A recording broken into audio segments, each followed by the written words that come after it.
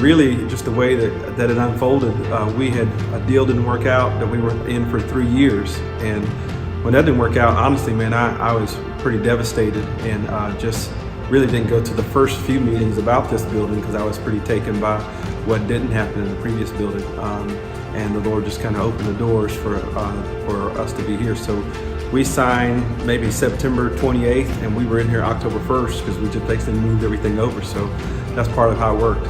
The way that it unfolded was really just amazing. The owners were believers, and they kind of knew our mission. And the weekend that school got back into session in August, we weren't able to get into the school that we were meeting in. And the Appalachian freshman move-in weekend was happening, and they let us use this building, and we really weren't pursuing it at the time. And then after we used it 2 weekends, we prayed, the owners prayed, and we kind of came to an agreement to where we could get in here and kind of modify some of the space for a few months and raise the money, to kind of do that, and then purchase the building. So it will be pretty significant for us on really a 10-year journey.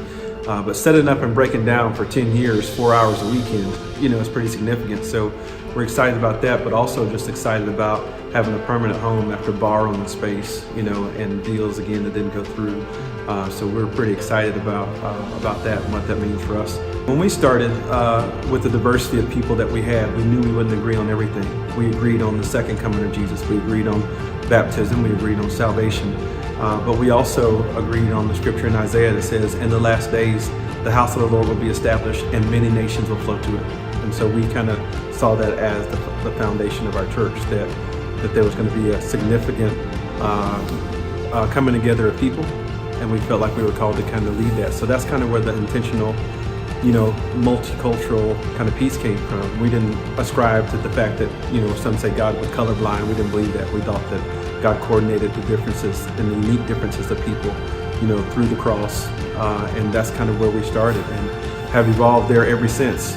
14 and a half years later, I think that we're still intentional about that, and not so much because of what goes on in our world, but because we thought it was a kingdom principle, still think it's a kingdom principle.